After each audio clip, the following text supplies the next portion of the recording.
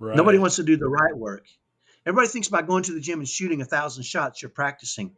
Well, practice doesn't make perfect. It makes Perfect permanent. practice. Yes. Perfect practice makes perfect. Right? Okay. Yep.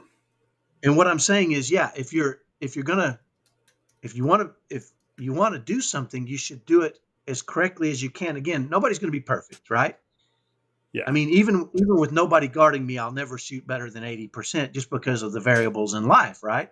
Sure. But 80% to most people when they're watching me is like, holy crap, this old man can shoot. What the right? Yeah. you know, and people stop. I regularly once a week or so, somebody will walk over to me and just fist bump me, and I know what it means, right? They're seeing me shoot, and they're like, this dude can shoot, right? So, and the point is the right. It takes the right work, right? And we're still never going to be perfect, I mean, we're still gonna. But I think, are you willing to do it, and can you do it